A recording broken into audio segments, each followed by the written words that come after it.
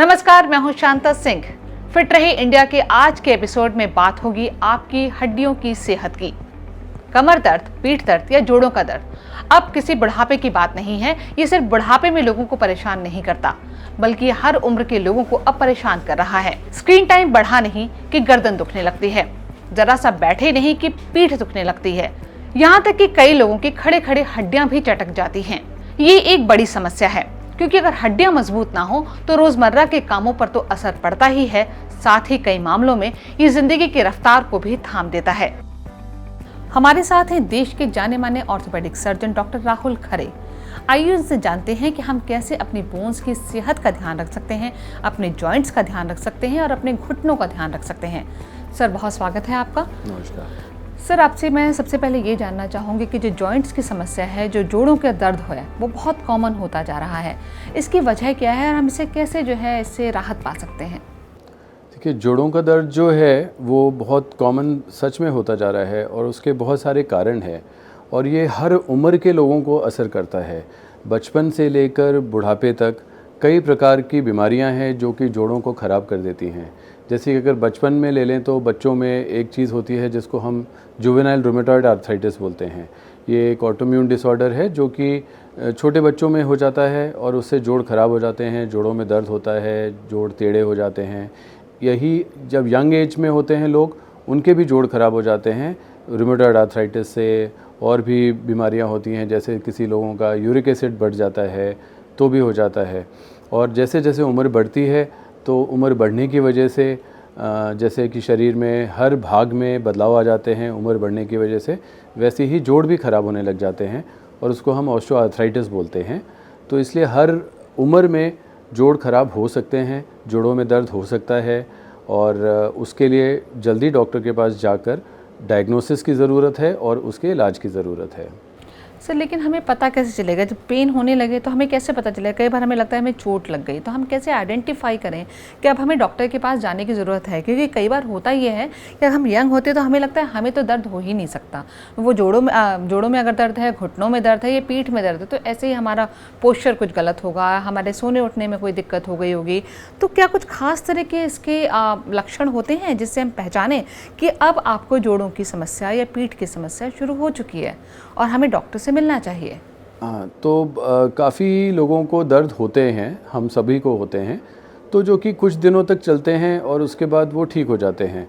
कई बार ऐसा होता है कि वो जोड़ों का दर्द आपको हफ्ते 10 दिन से ज़्यादा चल रहा है, आपने जो रूटीन दवाइयाँ ली हैं दर्द की, वो खाने के बाद भी ठीक नहीं हो रहा है। अगर आपके जोड़ों में सूजन आ रही है, अगर आपको लेटते समय बिना चलते हुए, बिना वज़न देते हुए भी लेटे समय भी दर्द हो रहा है, या जोड़ आपके टेढ़े हो रहे हैं, या जोड़ों में से आवाज़ आ रही है, या जोड़ में इतनी सूजन आ गई है और बुखार आ रहा है, तो ये सारे रेड फ्लैग्स हैं जिनको अगर किसी को हो रहा है तो उसको फिर उस समय ज़रूर जाना चाहिए डॉक्टर के पास।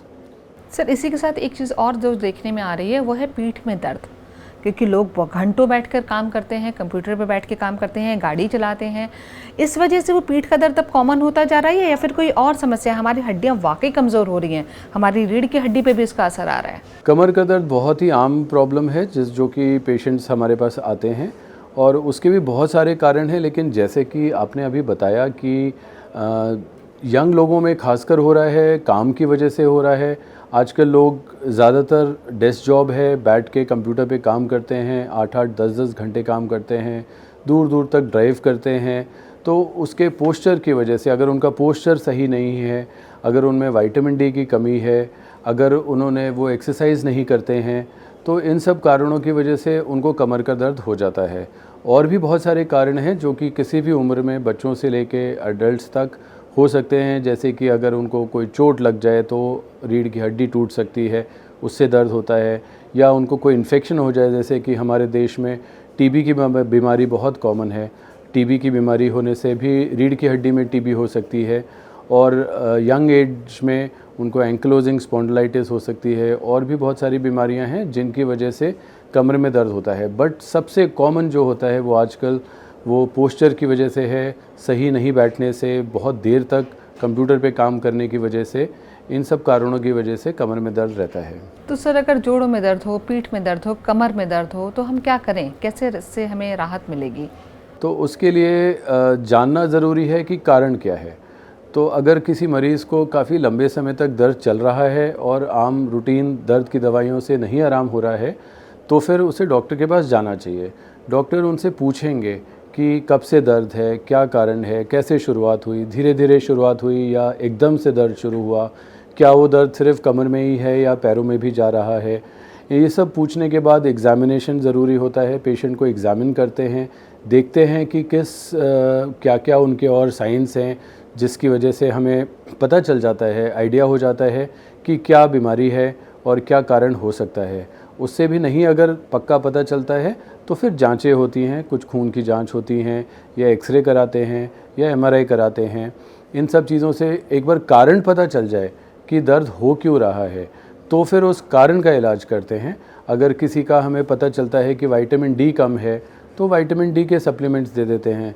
अगर हमें लगता है कि वो बहुत देर तक काम करते हैं, उनका पोस्चर सही नहीं है, तो फिर हम उनको वैसी ही हिदायत देते हैं कि वो अपना पोस्चर सही करें, या काम जब भी कर रहे हैं तो हर 1 घंटे के बाद थोड़ा सा उठ के स्ट्रेच आउट कर लें, थोड़ा ब्रेक ले लें 5 मिनट का, वॉशरूम चले जाएं, कॉफ़ी पी लें, पानी पी लें, किसी न किसी बहाने से वो उठ लें, थोड़ा स्ट्रेच आउट कर लें ताकि बहुत लंबे समय तक काम ना करें। अगर कोई बीमारी पकड़ में आती है तो फिर उसका उसके हिसाब से इलाज होता है। सर इसमें आपने 2 चीज़ें बड़ी अहम बताई। पहली कि कहीं ये किसी बड़ी बीमारी या किसी दूसरी बीमारी का तो इंडिकेशन नहीं है, ये एक आपने बताया। दूसरा आपने कहा कि जो हमारा जो रूटीन है, जो हमारा पोस्चर है, उसकी वजह से भी ये समस्या आ सकती है। तो अगर हम बात करें कि कहीं दूसरी बीमारी का इंडिकेशन तो नहीं, तो ये हम कैसे पता लगाएं? क्योंकि कई बार हम उस दर्द को बहुत हल्के में लेते हैं। जैसे मेरे एक परिचित हैं, उनको एक्चुअली पार्किंसंस था, लेकिन उनको शुरुआत में जो दर्द आया था वो पीठ में दर्द आया था, उनको उनके जो है कमर में दर्द आया, लेकिन वो सालों साल उसको कई बार डॉक्टर भी नहीं पकड़ पाते हैं। तो उसका क्या तरीका है? हम ये कैसे पता लगाएं कि एक सामान्य दर्द है हमारे जोड़ों का, पीठ का, कमर का, या फिर कहीं किसी दूसरी बीमारी की ओर इशारा है? तो उसके लिए तो मरीज़ तो नहीं पता चला पाएगा अपने आप कि उसको सामान्य दर्द है या कोई बीमारी है, तो उसके लिए तो डॉक्टर के पास ही जाना पड़ेगा। जैसे मैं एक उदाहरण देता हूँ कि टीबी, अगर टीबी है, किसी को कमर दर्द है टीबी की वजह से, तो उसको और भी सिम्टम्स होंगे। जैसे उसको रोज़ शाम को बुखार आ सकता है, खांसी आ सकती है, वज़न कम हो सकता है भूख भी ना लगे और खाना पीना ढंग से नहीं हो पा रहा हो। उसके अलावा दर्द इतना ज़्यादा हो कि उठते बैठते आराम करते समय भी दर्द होता है। रात को खासकर दर्द बहुत ज़्यादा होता है टीबी में, और रात को कई बार मरीज़ सोने के बाद दर्द से उठता है, दर्द की वजह से उठता है और रोने तक लग जाता है। तो ये सब अगर लक्षण हो, या कई बार अगर टीबी बढ़ गई हो तो उसके अंदर जो पस बनता है उससे नस पे दबाव पड़ता है, तो मरीज़ को कई बार लैट्रिन बाथरूम का पता भी नहीं चलता या कंट्रोल नहीं रहता, या पैरों में कमज़ोरी आने शुरू हो जाती है जैसे कि पैरालिसिस में होता है। तो अगर ये सारे लक्षण अगर आ रहे हों तो वो फिर सामान्य दर्द नहीं है, वो और कोई बड़ी बीमारी भी हो सकती है, कोई और बीमारी हो सकती है। तो इसीलिए डॉक्टर के पास जाना बहुत ज़रूरी है, एक अस्थि रोग शल्य चिकित्सक के पास जाना ज़रूरी है ताकि जांच हो सके और बीमारी पकड़ में आ सके। सर मैं इसमें एक बहुत एक अहम बात ये भी है कि हमारा जो खान पान है उसका भी कहीं ना कहीं हमारी हड्डियों पर असर होता है। हमें जो कैल्शियम चाहिए होता है, विटामिन डी चाहिए होता है, शायद वो हमें पर्याप्त मात्रा में आजकल हमें नहीं मिल रहा है। तो क्या वो भी एक बड़ी वजह है कि जो लोगों की हड्डियां कमज़ोर हो रही हैं, या जो उन्हें इस तरह की जोड़ों में दर्द की, कमर दर्द की, पीठ दर्द की, घुटने, इस तरह की जो समस्याएं हो रही हैं, उसमें क्या हमारा जो न्यूट्रिशन है वो भी एक बहुत बड़ा रोल प्ले कर रहा है? जी हाँ, ये बहुत ही अच्छा सवाल आपने पूछा है और इसके बारे में मैं थोड़ा विस्तार में बताना चाहूँगा कि जब भी हम बच्चा पैदा होता है उससे लेकर कम से कम 25 साल की उम्र तक हमारा जो पीक बोन मास है, जो हमारी हड्डियाँ हैं, वो मज़बूत होती हैं, वो बहुत ज़्यादा स्ट्रॉन्ग होती हैं 25 साल की उम्र तक। और उसके बाद वो धीरे धीरे हड्डियाँ जो हैं वो कमज़ोर होनी शुरू हो जाती हैं, जो बोन मास है वो कम होने लग जाता है। इसमें सबसे ज़्यादा ज़रूरत है महिलाओं पर ध्यान देने का, क्योंकि महिलाएं जब उनका पीरियड्स आने बंद हो जाने लग जाते हैं 45 साल की उम्र में, 50 साल की उम्र में, तो फीमेल हार्मोन्स जो होते हैं उनकी कमी हो जाती है और उसकी वजह से हड्डियों में से कैल्शियम निकलना शुरू हो जाता है और धीरे धीरे उनकी हड्डियां कमज़ोर होने लग जाती हैं। ये पता भी नहीं चलता है और एक बहुत ही साइलेंट डिजीज़ होती है जो कि किसी महिला को पता नहीं चलता है। पता तब चलता है जब उनको धीरे धीरे कमर में दर्द होना शुरू हो जाता है या उनकी हड्डियां जब कमज़ोर हो जाती हैं तो थोड़ी ही चोट से या थोड़ा से ही गिरने पे हड्डी टूट सकती है। तो ये तब उसका इलाज करना थोड़ा लंबा चल सकता है। तो इसलिए बहुत ज़रूरी है कि शुरू से ही, जैसे खान पान के बारे में बात हुई, तो खान पान रहना बहुत ज़रूरी है। एक बैलेंस डाइट जिसमें कि कार्बोहाइड्रेट्स भी हों, प्रोटीन्स भी हों, विटामिन्स, मिनरल्स, फैट सब सही मात्रा में हो, जिसको हम बैलेंस डाइट बोलते हैं, ये बहुत ज़रूरी है। बच्चों में खासकर बहुत ज़रूरी है कि कैल्शियम, मिल्क प्रोडक्ट्स, अंडे, केले, जिन भी खाने के पदार्थों में कैल्शियम ज़्यादा मात्रा में हो वो लेना बहुत ज़रूरी है। प्रोटीन्स बहुत ज़रूरी हैं क्योंकि बच्चों को बड़ा होना होता है, लंबा होना होता है, उनके सारे हड्डियाँ, मांसपेशियाँ बढ़नी हैं, उस वजह से प्रोटीन्स, कैल्शियम, विटामिन डी बहुत ज़रूरी है। अर्बन पॉपुलेशन में, शहरों में लोगों का एक्सपोजर धूप से होता ही नहीं है और विटामिन डी जो है वो धूप से ही हमारी स्किन बनाती है, हमारी चमड़ी बनाती है। अगर धूप हमारे ऊपर नहीं आएगी, हम धूप में नहीं जाएंगे बाहर, तो विटामिन डी हमारे शरीर नहीं बनाएगा। तो जबकि गाँव में क्या होता है कि लोग खेतों में काम करते हैं और उनको धूप पर्याप्त मात्रा में मिल जाती है। तो रूरल पॉपुलेशन में पाया गया है कि उनमें विटामिन डी की कमी ही नहीं होती है, जबकि हमारे शहरों में विटामिन डी कम पाया जाता है। तो शहर के लोगों को तो क्योंकि बिल्कुल भी धूप का एक्सपोजर नहीं होता है तो उनमें विटामिन डी बन नहीं पाता है। तो विटामिन डी की कमी की वजह से विटामिन डी का काम क्या होता है? विटामिन डी जो होता है वो हमारे शरीर में कैल्शियम को अंदर घुसाता है, उसको एब्जॉर्ब करता है। अगर किसी के भी शरीर में विटामिन डी की मात्रा कम है तो हम चाहे जितना मर्जी डाइट में कैल्शियम ले लें या कैल्शियम की गोलियां खा लें, वो कैल्शियम हमारे अंदर एब्जॉर्ब ही नहीं होगा। तो कैल्शियम जब अंदर एब्जॉर्ब ही नहीं होगा तो हड्डियों तक नहीं पहुंचेगा। तो इसीलिए विटामिन डी का ये महत्व है कि विटामिन डी की मात्रा भरपूर होनी बहुत ज़रूरी है। अगर कम है किसी में तो हम विटामिन डी के सप्लीमेंट्स दे सकते हैं जो कि बहुत आसान है खाने में। बच्चों में हम ड्रॉप्स दे सकते हैं, सिरप्स आते हैं, टैबलेट्स आती हैं, कैप्सूल्स आते हैं, सैशेज़ आते हैं पाउडर के, इंजेक्शन्स आते हैं। हर तरीके से विटामिन डी दिया जा सकता है। तो विटामिन डी का जो सोर्स है वो तो सन की लाइट है, सूरज की रोशनी। तो उसको भी एक लेने का एक सही तरीका होता होगा कि किस समय लें, किस तरीके से लें। आमतौर पे हम क्रीम लगा लेते हैं, मॉइस्चराइज़र लगा लेते हैं, सनस्क्रीन लगा लेते हैं, तो शायद उसकी वजह से हमें उतनी मात्रा में विटामिन डी नहीं मिलता जितना हमको चाहिए होता। तो उसका सही तरीका बताएं। विटामिन डी जो होता है, जैसे कि हम लोग ने अभी बात करी कि वो धूप से हमारी स्किन बनाती है। अब स्किन का अगर आप मुझे को ही अभी देख लें तो सिर्फ चेहरा, गर्दन और हाथ एक्सपोज्ड हैं, तो हम लोग का एक्सपोजर ही नहीं होता। तो कम से कम ज़्यादा से ज़्यादा जो स्किन का एक्सपोजर हो। और कुछ स्टडीज़ हुई हैं जिसमें कि ये पाया गया है कि 11 बजे से 1 बजे के बीच में का जो समय होता है 2 घंटे का, इसमें अगर आधा घंटा भी अच्छे से धूप का एक्सपोजर हो जाए किसी को, तो उस दिन के लिए विटामिन डी सही मात्रा का बन जाता है, शरीर बना लेता है। और अगर इतना एक्सपोजर नहीं हुआ है किसी को तो फिर वो विटामिन डी नहीं बन पाता है और हमें सप्लीमेंट्स की ज़रूरत पड़ती है। और अगर हम चेहरे पर या हाथों में, शरीर में हम कुछ भी लगा लें, अगर कोई भी क्रीम लगा लें, जैसे आजकल सर्दियां हैं, लोग मॉइस्चराइज़र क्रीम लगा लेते हैं, या गर्मियों में लोग सनस्क्रीन लोशंस लगा लेते हैं, तो कुछ भी हमारे अगर स्किन के ऊपर लग जाएगा, कोई भी लोशन या क्रीम, तो धूप की जो किरणें हैं वो चमड़ी तक नहीं पहुंच पाएंगी और जो प्रक्रिया है विटामिन डी बनाने की वो नहीं बन पाता है। तो फिर से विटामिन डी की कमी हो जाती है।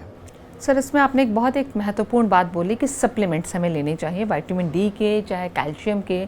तो उससे कितना मतलब वो प्रभाव पड़ता है? क्या वाकई ये इफ़ेक्टिव होते हैं कैल्शियम या विटामिन डी हमको लेने से? आप कुछ लोग ये भी कहते हैं कि एक टाइम पीरियड तक आप उनको लेना चाहिए। आपने 15 दिन लिया, महीने में 20 दिन लिया, इसके बाद आपको नहीं लेना चाहिए, उसका कोई असर नहीं होता। तो इसके बारे में जो मिथ है उसको थोड़ा अगर आप क्लियर करें कि कैल्शियम और विटामिन डी लेने का सही तरीका और टाइम क्या होना चाहिए।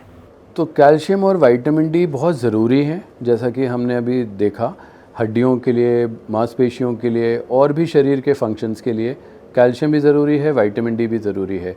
विटामिन डी का काम होता है कैल्शियम को अंदर एब्जॉर्ब करना। अब कितना लेना है वो निर्भर करता है हर मरीज़ पे। हर इंसान में अलग मात्रा की विटामिन डी होती है, अलग मात्रा का कैल्शियम होता है। अब जो बच्चे खूब अच्छे से खान पान जिनका है, अच्छे से खूब दूध पीते हैं, बाहर धूप में खेलते हैं, तो उनमें शायद कुछ भी ज़रूरत नहीं है देने की। उनको ना विटामिन डी की ज़रूरत है, ना कैल्शियम की गोलियां देने की ज़रूरत है। लेकिन जो बच्चे कंप्यूटर पे खेलते रहते हैं या टीवी देखते रहते हैं या घर में ही रहते हैं और बिल्कुल बाहर खेलते नहीं हैं, धूप का कोई एक्सपोजर नहीं होता, या जो खाने में नखरे करते हैं, दूध नहीं पीते हैं, अंडे नहीं खाते हैं, तो उनमें कैल्शियम भी कमी हो जाएगी। तो उन ऐसे बच्चों को विटामिन डी भी देना की ज़रूरत होगी और कैल्शियम की भी ज़रूरत होगी। ऐसे ही बड़ों में भी, खासकर महिलाओं में, जैसे मैंने बात करी थी कि मेनोपॉज के समय हड्डियां कमज़ोर होनी शुरू हो जाती हैं, तो उन लोगों में बहुत ज़रूरी है कि विटामिन डी की मात्रा बिल्कुल नॉर्मल रहे और कैल्शियम भी उनको दिया जाए, क्योंकि उन लोगों को ज़रूरत है। उनके हड्डियों में से कैल्शियम निकल रहा है, तो उनको तो जो भी वो खान पान उनका अगर सही भी है तो भी कैल्शियम देना ज़रूरी है। और वो तब तक देना है जब तक उनकी हड्डियां फिर से मजबूत ना हो जाएं। बीच में गैप ज़रूर दे सकते हैं। लोग कहते हैं कि गैप दे दें कि नहीं दें, तो एक आध अगर 2-4 महीने खा लिए उन्होंने कैल्शियम लगातार, तो 1 महीना गैप दे सकते हैं, कोई नुकसान नहीं होगा। लेकिन फिर भी मैं तो कहूँगा कि वो रेगुलरली खाएँ। इसी तरीके से जब बुढ़ापे में बूढ़े लोग हैं 65-70 साल के, उनमें भी विटामिन डी और कैल्शियम देना बहुत ज़रूरी है, क्योंकि उस समय भी हड्डियां कमज़ोर होती हैं उम्र की वजह से, जिसको कि हम सेनाइल ऑस्टियोपोरोसिस बोलते हैं। तो सभी को ज़रूरी होता है, लेकिन जिसको जितनी ज़रूरत है उतना ही देना होता है। सर, इसमें एक चीज़ और अगर हम आपसे जानना चाहें, आपने कहा डाइट हमारी अच्छी होनी चाहिए। ये सप्लीमेंट्स तो एक तरफ है, लेकिन डाइट में भी जैसे बहुत सारे लोगों को दूध से एलर्जी होती है, दही से आप नहीं खा पाते हैं, वो नॉनवेज भी नहीं खाते हैं, तो हम अपने खाने में ऐसी कौन कौन सी और चीज़ें हैं जिन्हें शामिल कर सकते हैं जिससे हमारा कैल्शियम जो है हमारे शरीर को पर्याप्त मात्रा में मिलता रहे? वो वेजिटेरियन के लिए भी आप बता सकते हैं और नॉन वेजिटेरियन लोगों के लिए अलग अलग जो है वो क्या डाइट चार्ट फॉलो करें? हाँ जी, तो देखिए, खाने में तो सबसे सही जो इनपुट होगा वो खाने से ही होगा। तो मिल्क एंड मिल्क प्रोडक्ट्स, दूध है, दही, पनीर, हरी साग सब्जियाँ, केले, ऐसे बहुत सारी चीज़ें हैं जिसमें कैल्शियम मिल जाता है।